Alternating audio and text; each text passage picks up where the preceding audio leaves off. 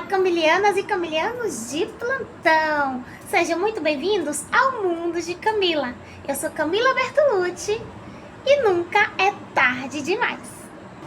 Eu escrevi uma carta aberta sobre boa parte da minha vida, incluindo a minha infância, e neste vídeo eu gostaria de compartilhar com vocês esse pouco muito sobre mim, sobre quem é Camila Bertolucci, sobre um pouco da minha história, apresentar para vocês, porque a partir de agora vamos estar mais vezes juntinhos e misturados aqui no meu canal. Então fica comigo, seja muito bem-vindo, muito bem-vinda. Dá um like, um gostei, se você gostar desse vídeo, me segue para receber mais conteúdos como esse e comenta aí que eu vou adorar saber no final do vídeo o que é que você achou. Então, vamos lá começar? Bom, como eu falei, é uma carta aberta, escrita por mim, para compartilhar com vocês que estão aí conhecendo um pouco mais de mim, quem está pela primeira vez, quem já me segue, e espero que vocês gostem, é de todo coração, tá bom? Então vamos lá, eu vou ler a minha carta, tá? Olá, sou Camila Bertolucci, para uns Camilinha, Cami, Mila, para outros Bertolucci ou Berto. Escrevi uma carta e gostaria de lê-la aqui para você conhecer um pouco mais sobre mim. Hoje tenho 39 anos. Trabalho, estudo e ainda me considero uma mulher cheia de sonhos. Durante a minha infância eu dizia que seria veterinária.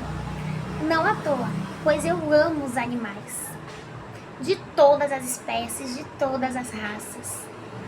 Com uma breve exceção de baratas, mosquitos e cobra, que eu passei a ter medo. Eu acho linda, mas eu passei a ter medo. Pelo poder que ela possui. É um respeito, né? Mas, como eu falei, eu acho bonita. Depois de um acidente com minha cadela, na época eu tinha uns 11 anos, para 12 anos mais ou menos. Eu percebi que ser veterinária não era uma boa opção para mim. Naquela época eu pensei isso. Já que ver sangue e o sofrimento assim do animal me deixava muito nervosa.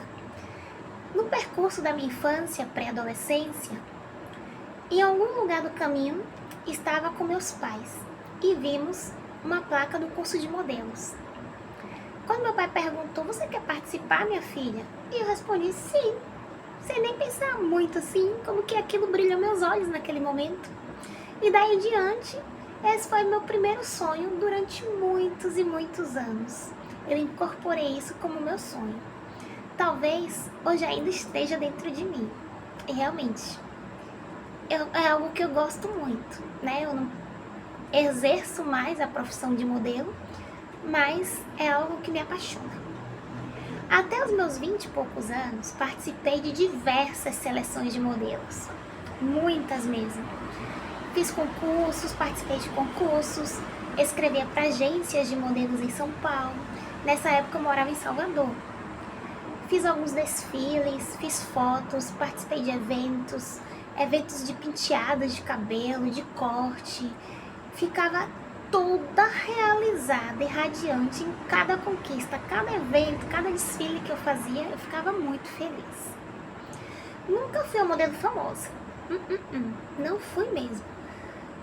Nunca tive grandes oportunidades de me destacar, sabe? Mas tudo que eu fiz era com muito carinho, muita dedicação. Era um sonho sendo realizado. Eu amava praticar essa profissão, eu amava exercer a profissão. Na escola, me considero que eu era ótima aluna, tá? Eu tinha facilidade de aprender, tirava notas boas, não precisava estudar muito, eu prestava atenção na aula e eu conseguia assimilar, eu conseguia entender e na hora de estudar eu só repassava as anotações do caderno. Sempre fui muito tímida no início, mas muito alegre e grande amiga. Depois que conhecia a pessoa, eu primeiro observava bastante, depois que conhecia, pronto, quebrava o gelo. Eu sempre fui uma garota repleta de amizades, seja meninos, meninas, eu sempre tive muitos amigos, que eu considerava amigos, e eu sentia que eles eram presentes na minha vida também, sabe? Então, eu participava participava de todos os eventos da escola. Eu gostava de teatro, dança, apresentações de todos os tipos. Na escola eu participava de tudo, adorava. Só no ensino médio, principalmente no segundo e no terceiro ano do ensino médio, ali já no finalzinho, perto de fazer o vestibular, foi que ficou muito difícil. As coisas mudaram. Na escola que eu estudei, eles tinham definido uma nova metodologia de avaliação. Então, você não fazia cada prova individualmente, né? Eles chamavam de multidisciplinar e dividia acho que 3 ou 4 grupos.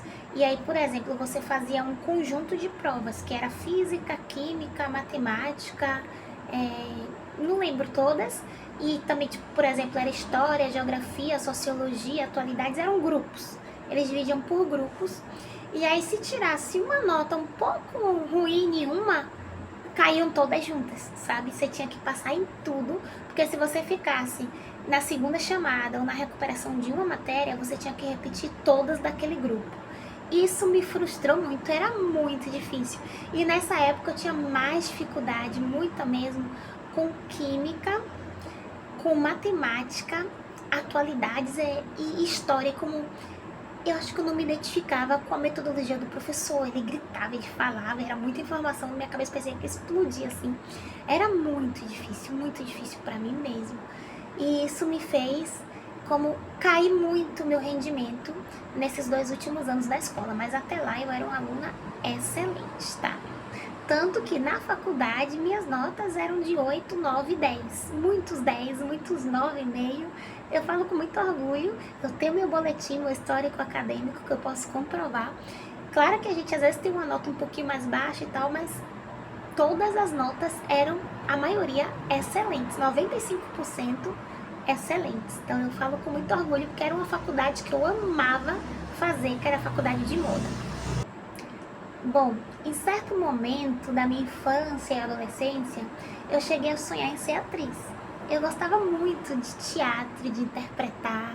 Eu assistia as novelas na época Chiquititas, né, que era da minha idade. Era maravilhosa, adorava.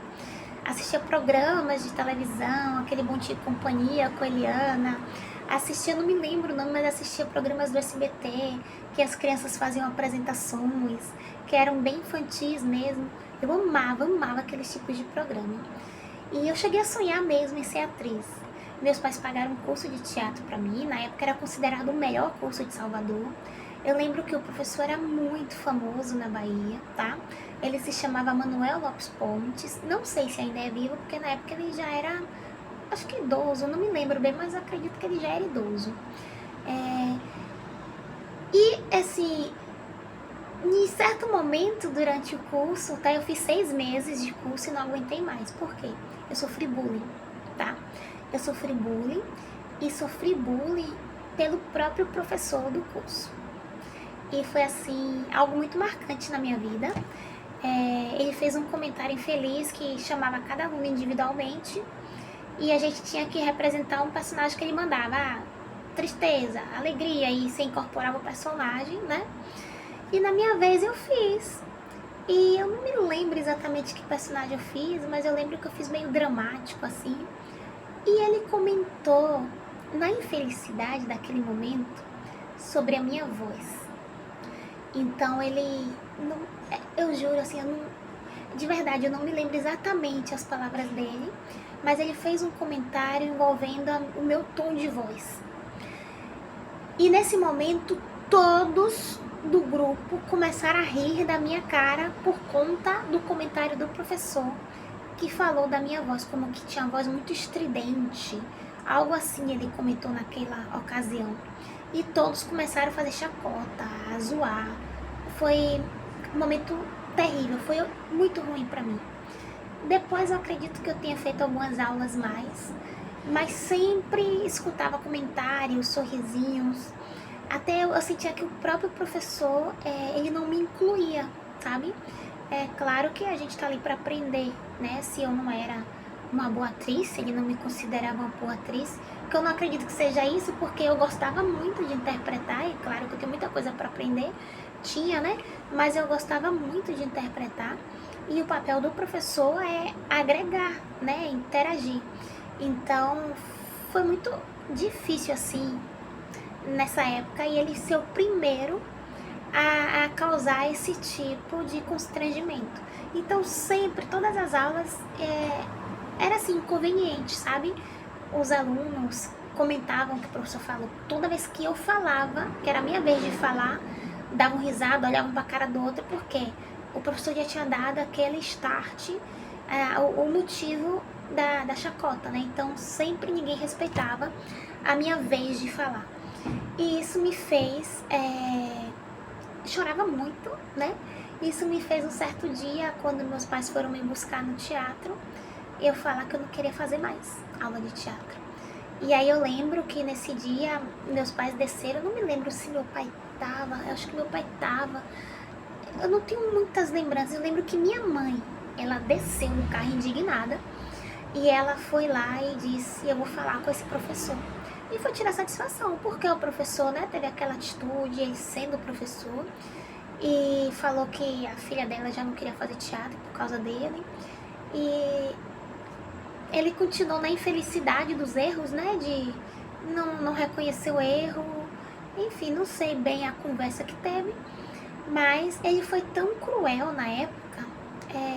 Se ele já tivesse subido ao céu, assim, eu não tenho rancor, sabe? Eu tenho uma mágoazinha, que eu fiquei triste por essa situação, porque talvez tenha desviado o meu caminho, né? Me causou um pouco de trauma que eu já tinha, acumulou. Mas que se ele estiver, né, descansando, que descanse em paz, se ele estiver vivo, que não tenho nada contra, é só um comentário para que isso não se repita, né? E eu nunca mais ouvi falar dele também, não procurei mais. Mas ele não quis me dar o certificado. Eu fiz 6 meses de curso e ele, no início, quando minha mãe matriculou, ele tinha falado que com 6 meses entregava o certificado de que cursou o básico. E a cada 6 meses tinha um certificado. E o meu tinha 6 meses, eu tinha 6 comprovantes de pagamento, eu guardava tudo porque eu queria meu certificado. E ele não me deu o certificado. Minha mãe foi exigir, ele disse que não dava, que era somente com 1 ano de curso. Ou seja, ele mudou o argumento dele. Então até hoje eu tenho os recibos guardados e ele não tem, eu não tenho certificado porque ele não me deu o certificado, mas eu guardei os meus recibos porque eu comprovava que eu tinha feito o curso com ele, porque ele tinha nome, né? Então era uma referência interessante na época. Outro momento curioso da minha infância foi quando eu decidi fazer balé. Minha irmã fazia balé, ela era excelente no balé. E assim, ela fez vários anos, não sei exatamente quantos anos, mas ela fez apresentações, ela participava de tudo, ela era bem destacada, assim, ela fazia ponta, que era muito difícil naquela época, as crianças fazerem ponta, minha irmã fazia. E aí minha mãe gostaria que eu fizesse também aula de balé, e eu concordei em fazer. Ela me matriculou no balé, eu acredito que eu não fiquei 1 mês na aula de balé. Eu não sei porque eu sempre tive esses problemas, assim, na minha infância, né? Sempre não, mas algumas vezes. E eu me lembro que sempre que eu ia pra aula, a turma já tinha iniciado. Eu entrei meio que no meio da turma, assim, uns meses depois, enfim. E eu tinha muita dificuldade de escalar, de abrir as pernas, né? De fazer os movimentos. Eu era meio desengonçada, eu nunca tinha feito balé na minha vida. Era a minha primeira vez e as meninas já vinham, né? Fazendo, já tinham mais talento, já vinham com mais habilidades de anos anteriores, enfim. E eu percebia que na sala de aula de balé a professora era muito simpática, mandava fazer tudo. E exigente, né? Estique mais, não tá bom, você tem que forçar mais, você tem que praticar mais em casa. Ela me cobrava e eu tava recém-iniciada.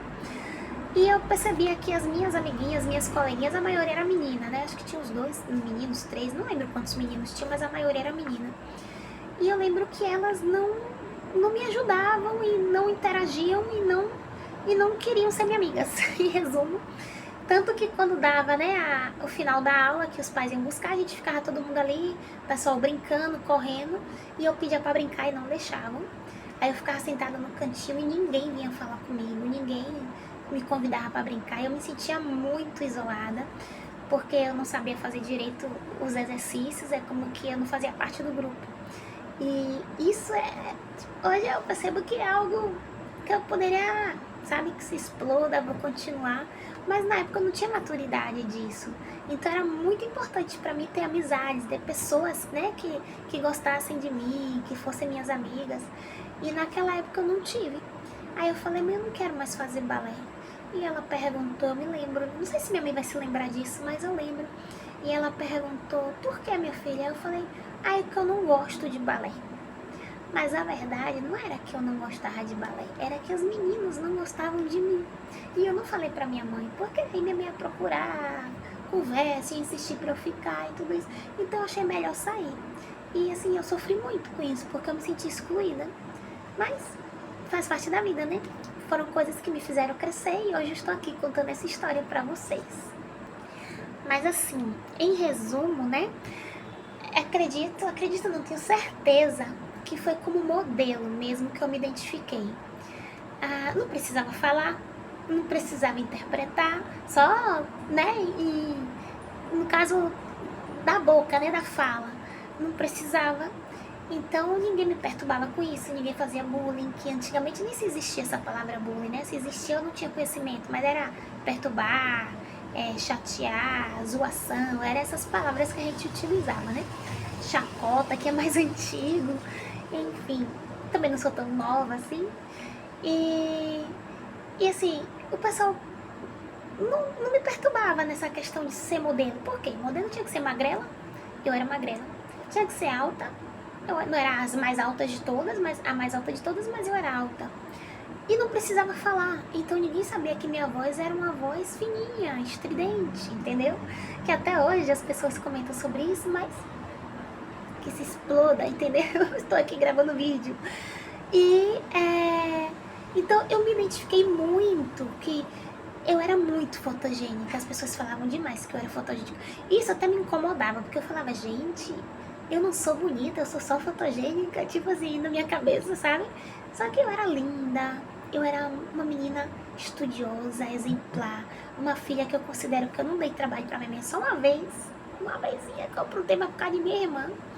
E meto culpa na irmã, porque foi culpa dela mesmo. E assim, eu nunca dei trabalho, nunca fui uma menina de fazer coisas erradas, de brigar. Eu sempre fui muito tranquila, muito boba, acho que era boba até demais, que tudo eu chorava, sabe? Eu pensava muito antes de falar as coisas. Então assim, eu me identifiquei como modelo, que eu me sentia, eu fazia minhas poses, tirava minhas fotos, me sentia poderosa. Eu amava ser modelo. Eu amava e cada vez eu buscava mais e alimentava mais esse sonho. E eu tinha muitas revistas, minha mãe assinou pra mim a Vogue, eu comprava a revista Elle também. E eu pegava as fotos das modelos, arrancava, recortava e fazia uma pasta só com as poses das modelos. Eu gostava mais das modelos, das poses, dos desfiles do que da roupa em si, sabe? Eu tinha uma paixão por isso, é como que eu me identificava muito com isso. Mas falando um pouco mais da minha voz, né? Quando eu comecei a perceber que a minha voz era assim fininha, né? Como vocês estão escutando aí, quando eu era ainda menina, né? Na época eu não era adulta, né? Eu comecei a sofrer muito. E só me dei conta disso porque sempre era motivo de comentários. É como que a minha voz não me incomodava até as pessoas se incomodarem e fazer com que eu me incomodasse. Entende? Como essa questão, né, dos traumas de infância afetam tanto a cabecinha da gente, né? Porque até hoje eu guardo algumas coisas assim comigo, foram coisas muito marcantes. Então, tenha muito cuidado com filhos, com irmãos, com parentes, com conhecidos. Muito cuidado com o que você fala, com o que você ouve. Sabe, é complicado, mas filtre e agarre só o que é bom, não fale o que é ruim, não fale sem pensar. Se você falou alguma coisa sem pensar e se arrependeu, peça desculpas, porque são coisas que realmente machucam as pessoas, tá? Então assim, eu me dei conta disso quando era criança, eu sofria demais, era na escola, era nos cursos que eu fazia. Enfim, sofria demais. Quando eu atendia o telefone dentro de casa, as pessoas falavam assim, ai, seu papai tá aí, eu já tinha 20 anos de idade. É muito, a situação é muito complicada, sabe? É muito difícil de lidar com quando a gente tem um certo trauma, né? E hoje, graças a Deus, eu sinto que eu tô muito bem, muito melhor. Eu tô aqui, né, com você. E para conseguir estar aqui e gravar este vídeo de hoje, levaram muitos anos. Porque tem muitos anos, se você ver aí meu canal, já tentei várias vezes criar vídeos, postar, falar de moda, criar coisas e eu começo e paro, começo e paro, começo e paro. E desta vez, vou deixar registrado, eu vou começar novamente e vou tentar não parar, só se Deus quiser. Mas se depender de mim, eu vou me esforçar para sempre alimentar este canal com vídeos e trazer sempre coisas legais para vocês. Enfim, então cresci, me tornei uma mulher. Hoje ainda sou obrigada a ouvir certos tipos de comentários sobre a minha voz, seja no Uber, numa roda de conversa, numa aula de dança, numa academia, fazendo algum pedido de comida, compras, enfim, pelo telefone. As pessoas sempre falam, ai, que voz fofinha que você tem, ai, você é dengosa, né? Ou então chega e fala, ai, mas sua voz é assim mesmo ou você tá gripada? Pode um negócio desse, você tá gripada. Aí as pessoas falam assim, essa voz é sua? Não, meu filho, é do além que tá vindo a voz. Então, umas perguntas assim meio sem noção, né, que acho que as pessoas falam sem pensar em nada, não sei dizer. Mas enfim, ainda hoje eu escuto comentários e é um saco. É muito chato, sim, porque é a falta de simancol, né? Tipo, fala sério, o motorista de Uber vem pra você e fala, essa é sua voz mesmo? Que interessa pra ele se essa é minha voz ou se não é? Quem deu a liberdade dele chegar e fazer esse tipo de pergunta pra mim? Ele tá ali prestando um serviço, eu contratei um serviço, ele tá prestando um serviço lá, bom dia, boa tarde, boa noite, com a educação, claro, mas quem eu sou, quem eu deixo de ser, a minha voz, pra onde eu tô indo, o que eu vou fazer, não é da conta dele, não é da conta de ninguém, eu não dei liberdade, sabe? Então, até pessoas que me vê, no caso, né, pela primeira vez, e olha assim, ai, você tem uma voz tão fininha, ai, você tem uma... Se exploda, gente.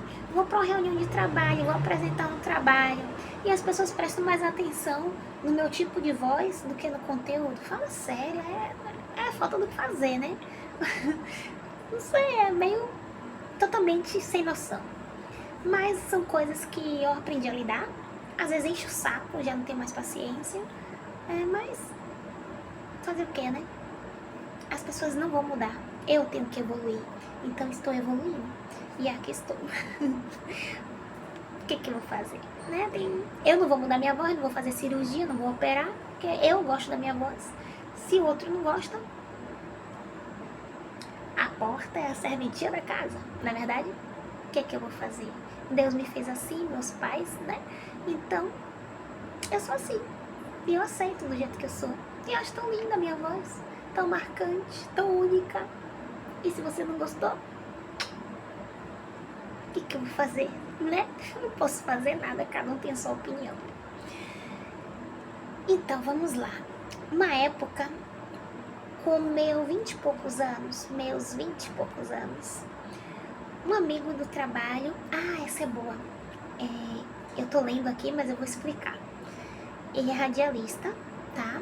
Ele se chama Antônio Pita. Muito gente boa, um cara bacana, legal. Ele fez um comentário pra mim que a minha voz era diferenciada. Que ele falou assim, Camila, por que você não tá indo pra São Paulo? Por que não aproveita e não procura um curso de dublagem de voz?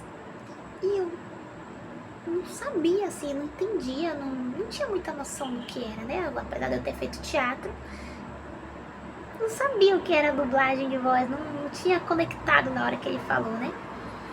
E aí ele me explicou. Ele falou que nessa área da televisão, do radialismo, do cinema, do teatro, às vezes, né, propaganda, publicidade, eles precisam de uma voz infantil para fazer personagens infantis, porém com maturidade de conseguir interpretar, de ler direito um texto sem erros.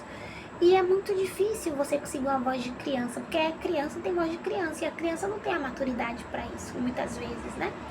E aí ele falou que minha voz era um diferencial, era uma voz que poderia ser muito buscada. Numa época, até ele me convidou para gravar um anúncio, se eu não me engano, era de um shopping. Eu não me lembro exatamente do que era. Só que aí eu tenho um problema sério. Quando tem as pessoas me observando, eu fico nervosa e eu não consigo controlar o nervosismo. E nesse dia era só eu e ele no estúdio, ele me deu o texto, eu gravo o texto, eu gravei o texto, que gravar texto pra mim não é difícil. O difícil é falar em público. E aí era só eu e ele falou, ó, tenta fazer uma voz mais fofa, assim, mais meiga, mas segue em frente, você tem que parecer que tem uns 10 anos de idade. E eu gravei, mas era a primeira vez na minha vida gravando em um microfone, sabe? Interpretando assim, dublando, lendo um texto. E eu gravei, ele tá legal, mas tenta de novo. Eu tentei, tenta de novo. Acho que foi umas 6, 7 vezes, eu não me lembro, foram várias vezes. E ele falou, Camila, relaxa, relaxa um pouquinho, tenta fazer uma voz assim mais de criança. E eu ficava muito tímida, eu ficava travada. E ele foi muito paciente, mas eu me dei conta que eu não estava indo bem. Ele também percebeu que eu não estava indo bem, mas a todo momento ele foi muito paciente, muito educado. E depois de uns dias ele falou que infelizmente o meu áudio não tinha sido aprovado, mas foi muito bacana a tentativa, que na próxima oportunidade a gente poderia tentar de novo, mas que não deixe de ver esse curso de dublagem. Então assim, foi uma pessoa chave assim nesse processo de trauma da minha voz, sabe? Porque ele conseguiu enxergar potencial onde todo mundo só via defeito. E isso, apesar de eu ter ficado nervosa, de eu não ter conseguido, né? Infelizmente não consegui passar, entregar pra ele, né? O que ele queria. E caramba, ele foi um grande homem, assim, ele tentou me ajudar. E claro que, né, pra ele ia ser legal conseguir ter indicado a referência e tudo. Mas ele tentar me apoiar com isso foi maravilhoso, assim, eu achei muito bacana da parte dele. E ter o cuidado de insistir, de tentar e depois de falar que não deu certo.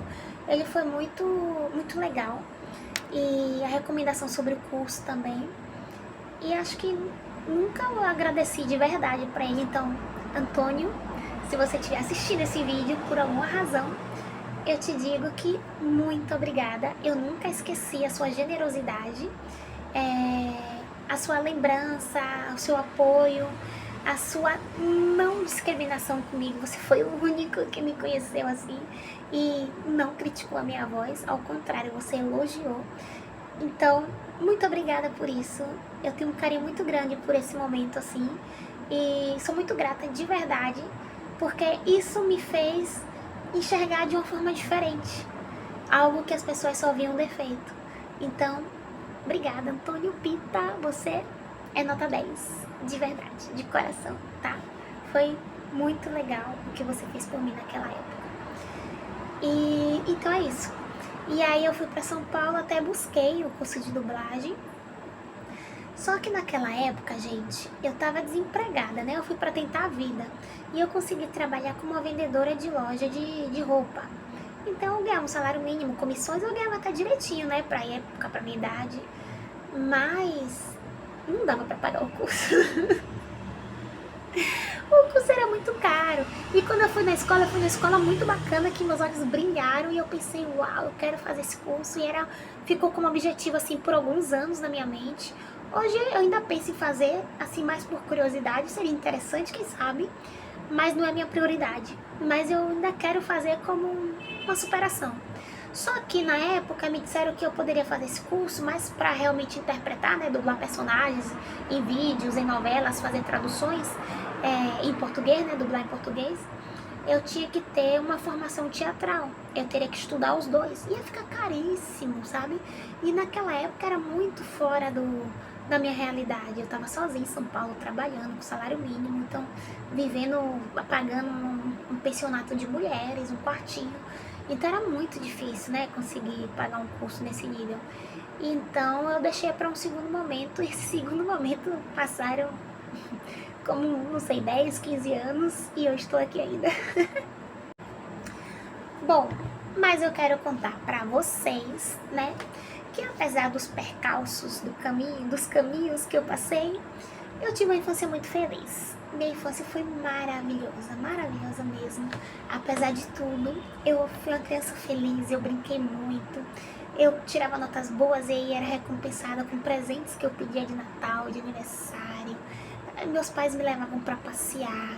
Todo dia a gente brincava no playground do prédio com as minhas amigas, minhas vizinhas. Na época eu tinha 3 melhores amigas, que era Laís, Milena e Sara. Sara perdi o contato muito rápido, Milena depois ainda consegui reencontrar uma vez ou outra. E Laís é o que ficou pra vida toda, né? A amizade mais forte, até hoje ela é minha amiga. A gente não tem se falado muito, mas é uma pessoa que eu guardo no meu coração, tenho um carinho enorme por ela. Amiga, se você estiver assistindo, eu amo demais você, suas irmãs, toda a sua família. Vocês fizeram casinha dentro do meu coração. Sou muito grata pela sua amizade, muito obrigada por tudo, você é muito especial pra mim. Eu espero que um dia a gente possa ter novamente, né, essa conexão forte, assim, morar próximas e sair mais vezes juntas. Eu espero que a gente possa repetir isso em algum momento da nossa vida, mais pra frente ou mais no futuro, não importa. Eu espero que nosso vínculo nunca se acabe. Eu amo você demais, amiga. Então, assim, era muito bom brincar com a Laís. Eu ia na casa dela, ela ia na minha casa, a gente brincava. Era maravilhoso. Ela tinha um jogo, gente, ela tinha um jogo de fazer experiências que misturava as coisinhas com outras e saía o vulcãozinho. Era tipo um laboratório, assim, de química, sabe? Era muito maneiro. Ela me chamava pra brincar e eu adorava brincar disso com ela. A gente brincava de boneca também. Era muito gostoso. Foi uma infância muito, muito feliz e muito boa. Bom, quero continuar contando pra vocês sobre a minha história, só que eu não quero me alongar tanto nesse vídeo, então vou parar por aqui e vou fazer o vídeo 2 da minha história para que vocês conheçam um pouco mais sobre mim, porque depois quando vocês me verem gravando outros tipos de vídeo, trazendo outros tipos de coisas, vocês já sabem quem é aquela Camila lá que tá gravando os vídeos. Então é isso. Se você ficou até aqui, muito obrigada pela sua atenção, pelo seu carinho, pela sua curiosidade, pela sua participação. Te peço que, se você gostou, se você achou legal, simpatizou comigo, me segue, me dá essa força, porque eu vou ver que o pessoal tá seguindo, que tá gostando, e eu vou continuar fazendo, porque é um sonho, um objetivo meu. Mas eu vou estar mais motivada de trazer mais coisas pra vocês. Então, assim, vai ser muito legal. Se você puder botar o ok aí, o legalzinho, o me gusta, o like, em qualquer idioma, mas coloca aí o joinha, vai me ajudar bastante. E faz um comentário, me fala se você já sofreu algum tipo de bullying na sua infância, se você tem algum trauma que você carrega até hoje, vamos trocar essa ideia. Se você quer dizer alguma coisa pra mim, pode escrever, fica à vontade, tá? E aqui é isso, é um canal da gente se conhecer, trocar ideias e acompanhar. Eu espero que vocês estejam gostando. E no próximo vídeo eu vou continuar a contar um pouco da minha história, desde a infância até os dias de hoje. Tchau, este é o Mundo de Camila e eu te espero no próximo vídeo.